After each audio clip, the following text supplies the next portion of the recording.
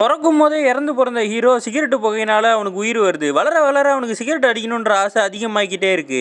தான் ஃப்ரெண்ட்ஸோட சேர்ந்து முதல் தடவை சிகரெட்டை வாங்கிட்டு போய் அடிக்கிறானுங்க. ஃப்ரெண்ட்ஸுக்கு 2 பேரும் அடிக்கும் போது அவனுக்கு இரும்பல் வருது. ஆனால் ஹீரோக்கு இரும்பலே வரவே இல்லை.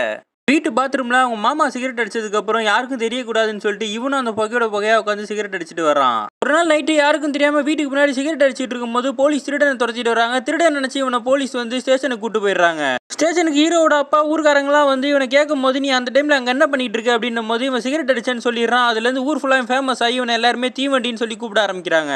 இவன் ஹீரோ பெரிய ஆள் ஆனதுக்கு அப்புறம் அந்த சிகரெட் அடிக்கிற பழக்கம் எக்கச்சக்கமா ஆயிடுது. ஒரு நாள் அவங்க ஊர்ல கட்சி மீட்டிங் நடக்குது. இந்த கட்சி மீட்டிங்ல கூட போய் ஒரு முக்கியமான பிரச்சனை இருக்கு, சிகரெட்டோட வேலை எல்லாம் ஏத்திட்டாங்க, அதை கம்மி பண்ணுங்கன்னு சொல்லி பிரச்சனை பண்ணிக்கிட்டு இருக்கான். அதே டைம்ல ஹீரோ அவங்க ஊர்ல ஒரு பொண்ணை லவ் பண்றான். அந்த பொண்ணு அவங்க அப்பா கிட்ட ஹீரோ லவ் பண்றேன்னு சொன்னவனா அவரும் ஹீரோ கிட்ட வந்து பேசி நீ சிகரெட் பிடிக்கிறத நிறுத்தினா என் பொண்ணை உனக்கு தரேன்னு சொல்லிடுறாரு. கொஞ்ச நாளைக்கு நல்ல மாதிரி வேலைக்கெல்லாம் போய் சிகரெட் எல்லாம் நிறுத்தி இந்த பொண்ணுக்கு இவனுக்கு நிச்சயதார்த்தம் எல்லாம் முடிஞ்சிருது. கல்யாணத்துக்கான தாலி செயின் எடுத்துட்டு பொண்ணு வீட்டுக்கு போற வழியில சிகரெட் அடிச்சிருப்பான். பொண்ணு வீட்டுக்குள்ள போய் தாலியை காட்டும் போது அந்த சிகரெட் டப்பாக்குள்ளே வச்சு கொடுத்தவனா அவங்க எல்லாருமே டென்ஷன் ஆயிடுறாங்க.